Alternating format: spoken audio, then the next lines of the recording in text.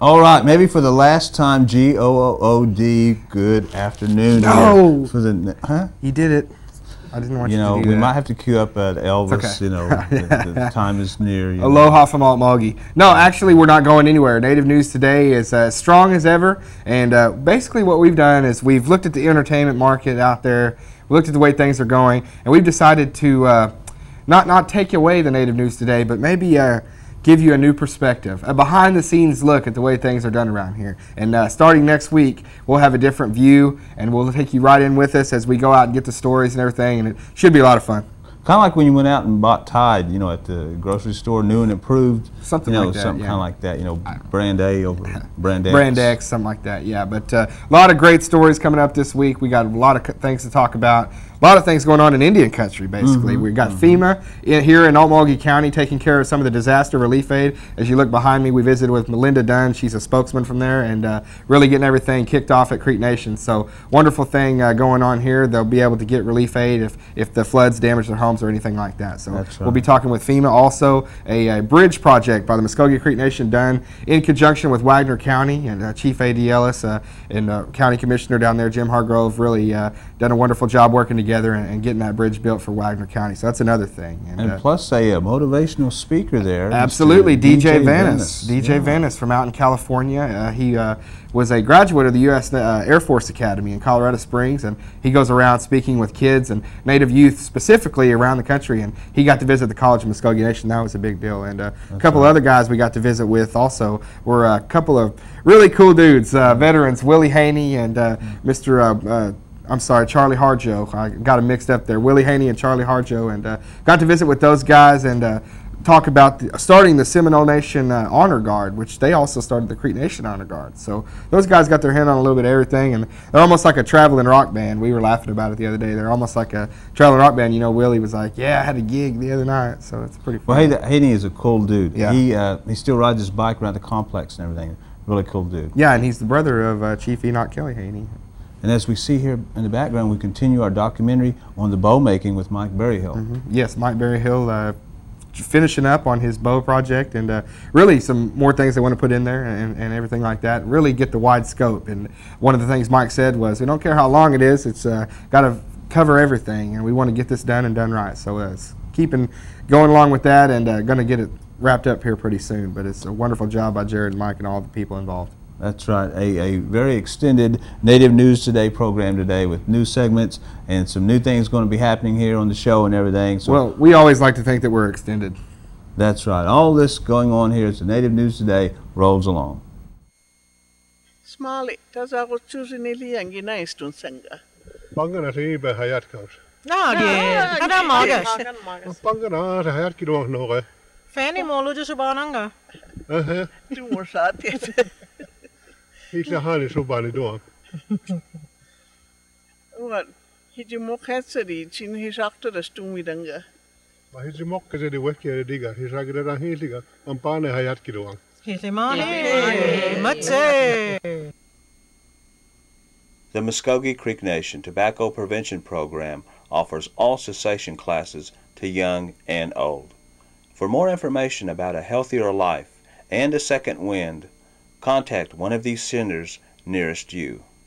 Hijida, Hilishwo Fatsa, Sienage dos, Moes. Well, hiji mokkeskara mokkes noar stinokesis stiliji duis. Jason, what does FEMA stand for? I don't know. I said it like a couple weeks ago and it wasn't right. So James Nichols over Emergency Management kind of jabbed me about that. So I just stay away from the acronyms from now on. I'm not going to say anything. If anything stands for anything, except the South Harmon Institute of Technology. If you want to sit around and write that down and see what the acronym for that is, you can. But no, the FEMA was in town and had spokesman here. FEMA. FEMA, that's right, to basically assess the damage and get everybody signed up for assistance. It's going on right here in Alt Mulgy County. My name's Melinda Dunn, and I am a FEMA Public Assistance Coordinator.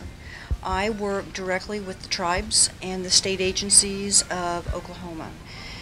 Today we are conducting a kickoff meeting for the Muskogee Creek Nation, which is the second meeting that happens. The first meeting is the applicant briefing conducted by the state, and then the second meeting is the kickoff meeting, which we actually come out one-on-one with the applicants.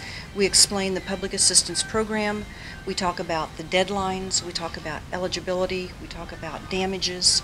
If we have time, we actually go out and do site visits. And from that point forward, then I'll be working with James and Sylvia, Phil, and Tessie on what damages occurred, what it's going to cost to put it back to that pre-disaster condition.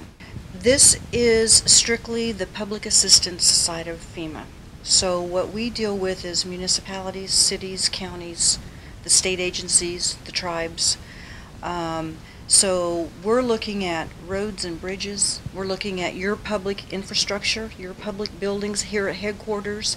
We're looking at anything that the tribe owns and maintains and has responsibility for. When the state of Oklahoma started having flooding all this summer, at some point the state has to say, we can't handle it. It's too big. It's going to cost so much, and it's going to really interrupt our budget flow and everybody else that's going to be involved. So at that point, they invite FEMA to step into the picture, and we start doing what we call preliminary damage assessments. We go out, we visit any of the counties and cities, tribes that have requested and have told us that they have damage. So we go out and we put a monetary value to that.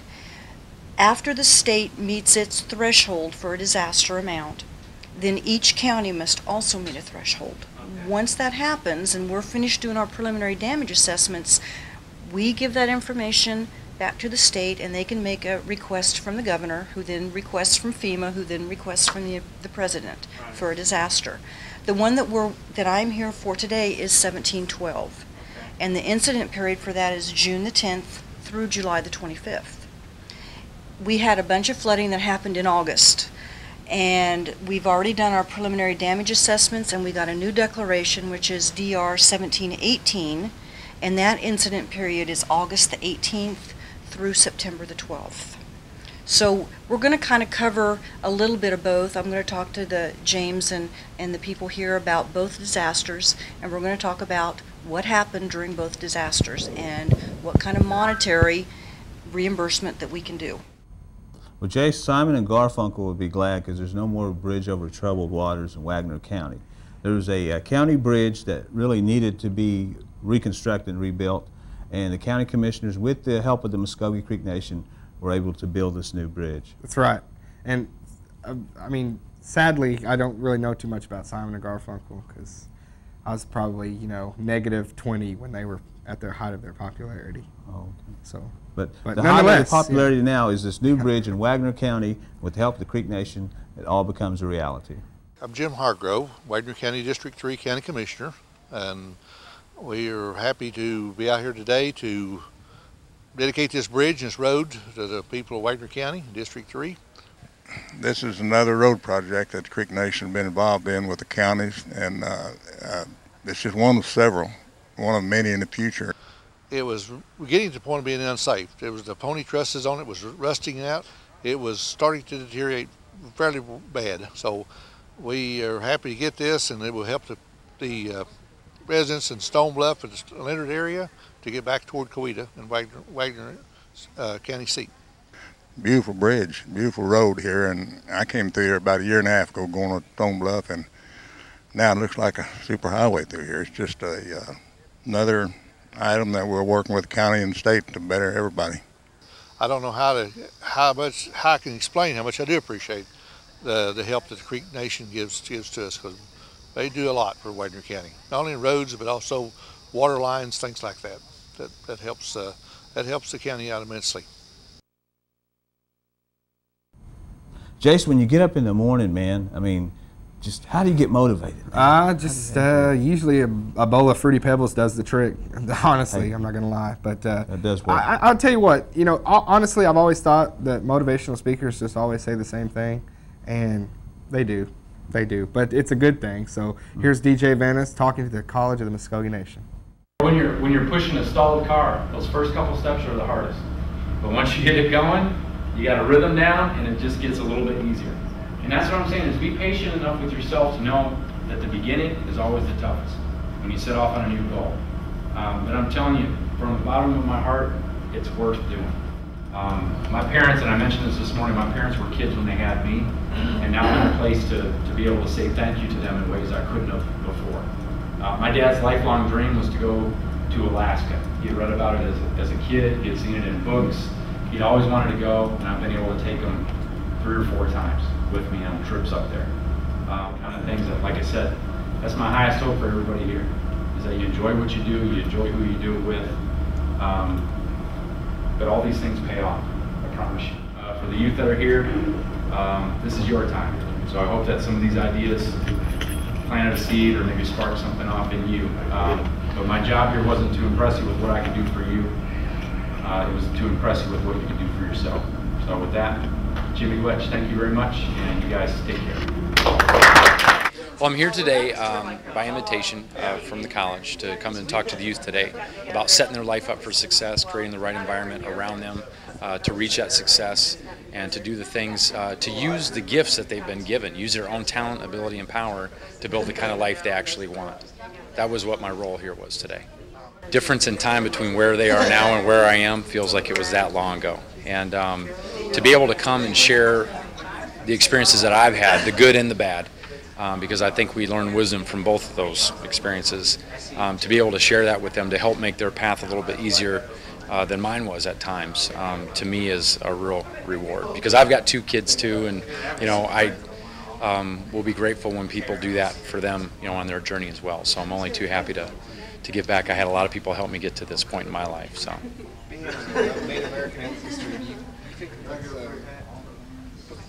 puts a greater emphasis on your calling to be able to reach out to specifically the Native groups? Absolutely, absolutely. And the reason why is because being Native and traveling the country for a lot of years now, I've worked with 444 tribes in every community I've gone to. I see, you know, the incredible challenges, the tough things that our youth go through. And so I feel like, you know, my calling really is to be there in that capacity, because our challenges are special and they're great. And so anything I can do to help, again, make their journey a little bit smoother, I'm honored to do. You know, Jason, it's always a special thing here on the Native News Today when we get to bring a story about our veterans. It is a special thing. It really is. I'm not kidding about that. They do a wonderful job. And one of the things about these honor guards is they'll tell you this. Their main priority is to go out and do these funerals for these ex-veterans that have passed away. And that's one of the things that they always love to do. And the veterans that's one of the things that they look forward to the most, you know, is knowing that they're going to have that kind of thing when they pass away. They're going to have that kind of you know, accomplishment and that kind of dedication from other people to show to them in their passing. But it's one of the great things, and we were able to talk with Seminole Nation Honor Guard, basically the starters of the group. You know, Willie Haney, he got it started, and he was the chairman for a long time, and now he's the vice chairman or whatever, vice commander. I'm sorry, I get a little mixed up in my military terms, but it was great talking with Willie and Charlie on that day, and those are some cool guys that got great stories. Our organization started back at just outside of Hijiti, and it started doing my uncle's funeral. When he passed away, we noticed that there was no honors given to him at the time. And so within our family, Jerry Haney, myself, Bill, we got to think, you know, there's just in our family alone, there was enough to do that. So we started doing this, and we could borrow weapons if we needed. So we did that for a long time. We borrowed from the VFW, different organizations. Then we heard about the Vietnam Era Veteran Intertribal Association. So we got in contact with them, and we became a chapter of that. That's the only all-Indian organization in the United States. And it's all over the United States. We're just a chapter of that organization. Once we got going there, then we probably became one of the biggest people in the organization. We've traveled all over the United States here, and now we're kind of getting old and we want to take a break. When we first started, the other tribes didn't have any color guard going. We did probably, when we did funerals, it was like 4 Creeks to 1 Seminole, and we did Choctaws, Chickasaws. As we got more into their country, then they would start their own organization, which really is kind of good for us because it saved us from a lot of that travel. At the time, everything was done all out of our own pocket. So whenever we would go off, we just went on a prayer. But I guess the good Lord took care of us and got us home. So we always did that. But we traveled all over. Probably the furthest that we've ever traveled to do a funeral was Denver, Colorado one year. We were called on a Wednesday, got up there Friday and came back Saturday. But when they asked us to do it, so we did it. We still pretty much think like that. If they ask us, we'll go anywhere. I got into this because just before I got into service, my wife and I got married and I went into the service. But while I was in service, the Russia started building missile bases in Cuba. So what extended from my National Guard 6 months active duty became 9 months active duty. And they kept me over, and then I was put on a standby reserve for the next 5-6 years. I didn't get out until 67. But as getting into the organization, I married into the family. And when I came back, when they started it, I didn't start with them right away for about the first couple of years or three. But since about 1986 is when I joined up. And then from that time on, I've held a position of secretary, treasurer of the organization, and now I'm the current chaplain with the organization. And you guys, no signs of slowing up. You guys aren't quitting anytime soon, hope not. We're slowing down, yeah, but we're still going. We're slowing, but we if they ask us, we go. Last night we just came from Podo doing a gig up that way. And we just finished up Seminole Nation Days. We were in charge of the powwow this year, and we were pleased with it. It went off real well. Chief seemed like he was pleased with it. So, but we have our own powwow that we have in February, and we're getting ready to work on that one now. So we work powwows a lot now, but we still, if they ever need us for a funeral, you know, I think one morning. It was around Waleekia, wasn't it? Yeah, we do. I got a call about, must have been around 8 o'clock that morning. They asked, can you do a funeral? I said, sure, you know. Where's it at? When is it? Told us it's at Waleekia. It's okay. When is it? 10 o'clock this morning. Well, it was only me and Charlie, but we grabbed our weapons and went up and did it. But anytime we're asked to do something, we try to get there, get as many as we can. So I was looking at a picture of the boys when they first started. All they had was just camouflage tops, and that was it. Then later on, they said, well, let's go ahead and buy pants to match them. So they bought pants, and then they got the beret and everything.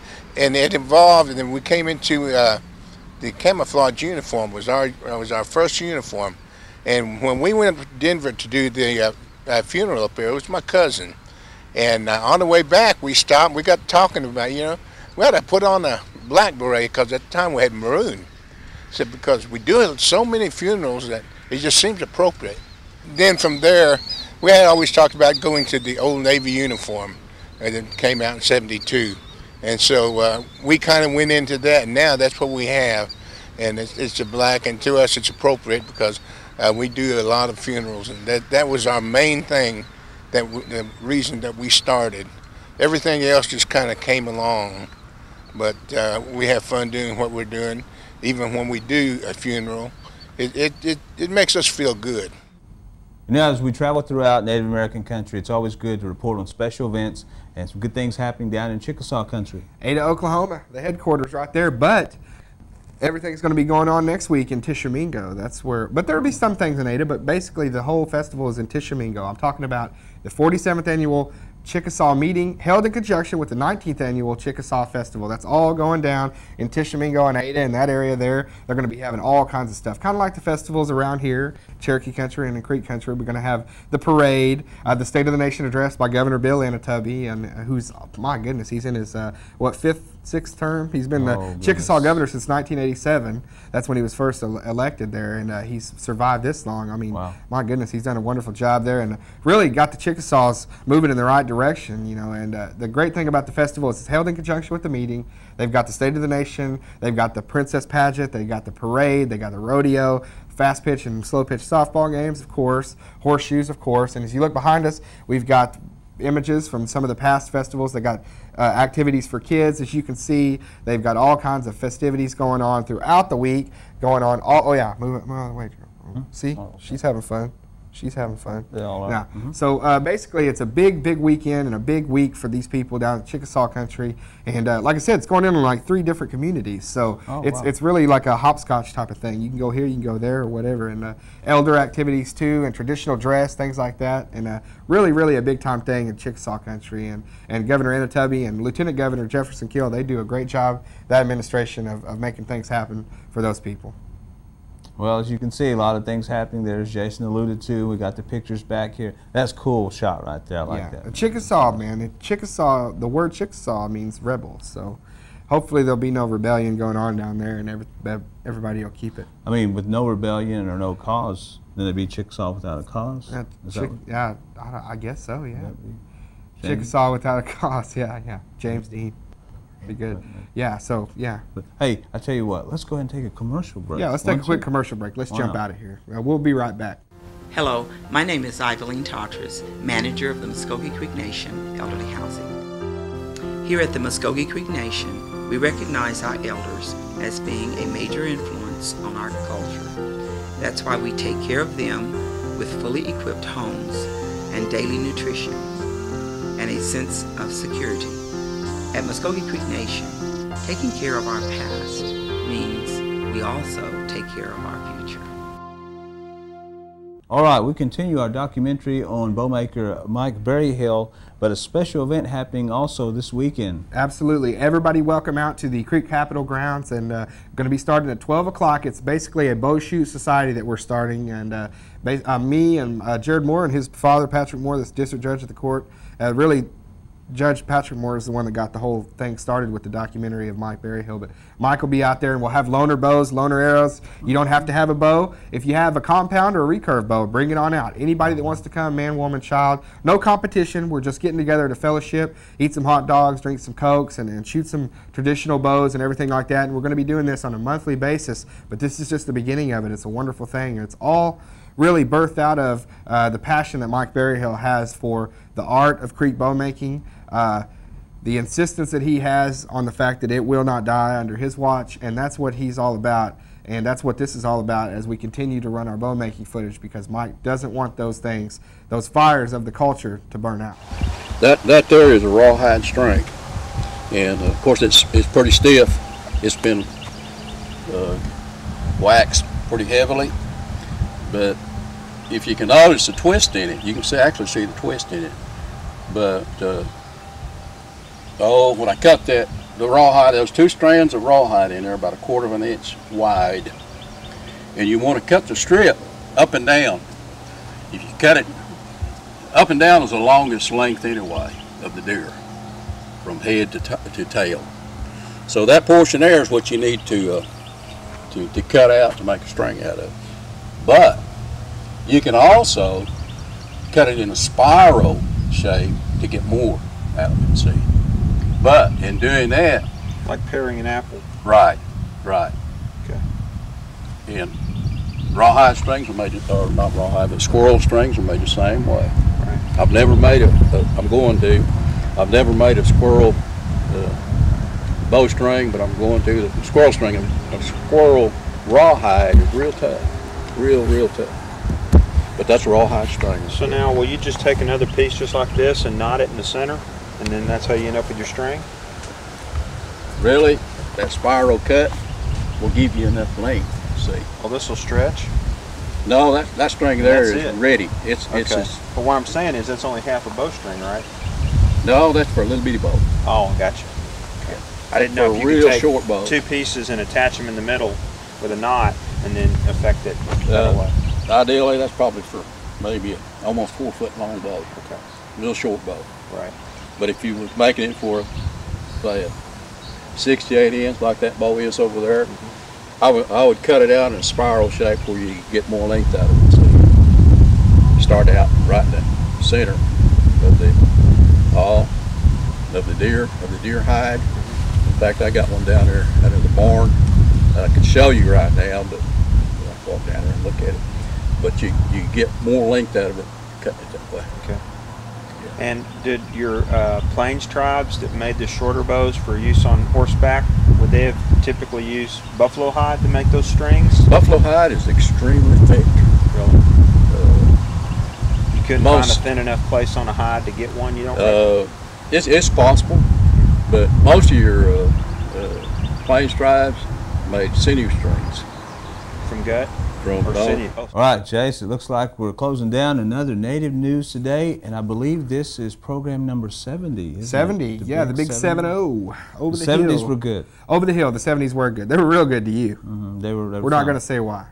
They were fun for everyone. That's true. Absolutely. But as we continue on here, you'll begin to see some changes in the future programs of the Native News Today. And another thing I want to tell you folks about, I know everybody watches us out in the Tulsa area. Big thing going on this weekend, and this week the Tulsa State Fair kicks off. Go on out and check out the Creek Nation booth out there. They'll have things set up, and you'll be able to see me and Gerald on loop on the Native News Today reel. We'll be out there, and if you haven't seen the show, go by the Creek Nation booth at the Tulsa State Fair and stop by the TV and sit there and watch it for a little bit. It'll be fun. We might be out there. Yeah, we might be out there. Check it out a little bit. I don't know. I was wanting to go to the petting zoo. The petting zoo? Yeah. Huh. Okay. I don't know. That's. Well, Johnny Rivers is going to be out there in concert. I'm going to see that. Yeah, Johnny Rivers will be in concert. The what was the song we were talking about? He sang Secret Agent Man. Secret Agent Man. Yeah, and, exactly. We're going to change it to B.I. Agent Man. Secret B.I. Agent Man. Or something. Yeah, Light something horse like or something. Whatever.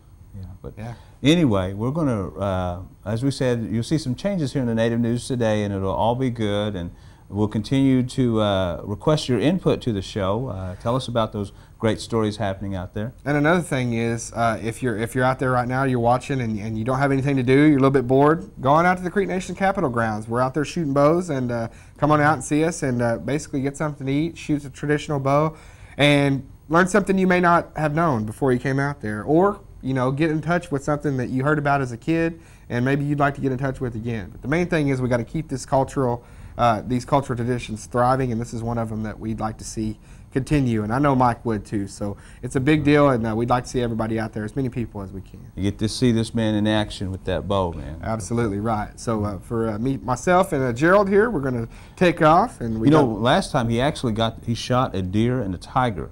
Last time he was out, it was Jim Deer and Leon Tiger. It wasn't actually two animals; it was two people. Oh, no, so, I'm just kidding. But hey, we're going to go ahead and kick off here, and we'll say so long for now. So for producer Jared Moore, Joshua Slane, Jason Salzman, and Gerald Wofford, meantime, take care.